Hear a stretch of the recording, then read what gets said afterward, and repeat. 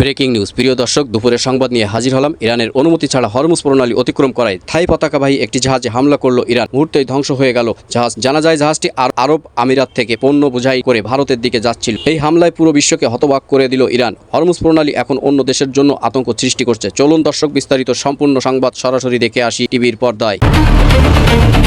অনেকটা চুপিসারে ইরানের অনুমতি ছাড়াই হরমুজ পার হয়ে ভারতের দিকে যাচ্ছিল একটি থাই জাহাজ। হঠাৎ করে আকাশ থেকে ধেয়ে আসে ইরানের ছোড়া ভয়ঙ্কর এক মিসাইল। বিকট শব্দে কেঁপে ওঠে পুরো সাগর, আর মুহূর্তের মধ্যেই জাহাজের পেছনে দাউ দাউ করে জ্বলে ওঠে আগুনের লেলিহান শিখা। জানা যায় থাইল্যান্ডের পতাকাবাহী ময়ূরী নারী নামের এই থাই মালবাহী জাহাজটি সংযুক্ত আরব আমিরাত থেকে কার্গো নিয়ে ভারতের দিকে যাচ্ছিল। জাহাজটি ইরানের অনুমতি না নিয়েই হরমুজ প্রণালী পার হওয়ার চেষ্টা করার ফলেই ইরান এই আক্রমণটি করে। একজন সাবেক অফিসার দাবি করেছেন জাহাজটিতে সম্ভবত C-802 নূর ক্ষেপণাস্ত্র দিয়ে ইঞ্জিন রুমের কাছে জলরেখার ঠিক উপরে আঘাত করা হয়েছে। এই ক্ষেপণাস্ত্রের পাল্লা 320 কিলোমিটার এবং এটি জাহাজ, উপকূলীয় ব্যাটারি, বিমান বা ট্রাক থেকেও নিক্ষেপ করা সম্ভব।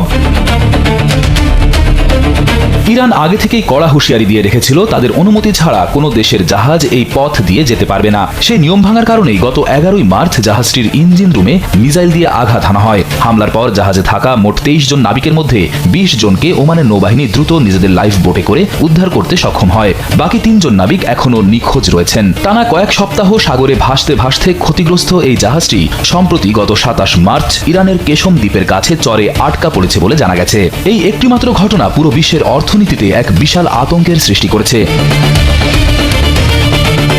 ইরানের এমন কড়া পদক্ষেপের ফলে সাগরে অন্যান্য দেশের জাহাজে করে মালামাল আনা নেওয়া করা এখন চরম বিপদের কারণ হয়ে দাঁড়িয়েছে।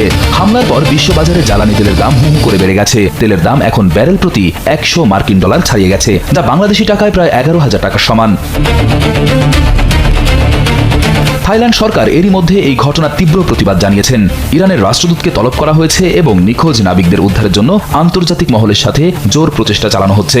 সব মিলিয়ে সাগরের শান্ত এই পথটি এখন বিশ্বের অন্যতম বিপজ্জনক এলাকায় পরিণত হয়েছে। আর পুরো বিশ্ব চিন্তায় আছে সামনের দিনগুলোতে পরিস্থিতি আরো কতটা ভয়াবহ রূপ নিতে পারে।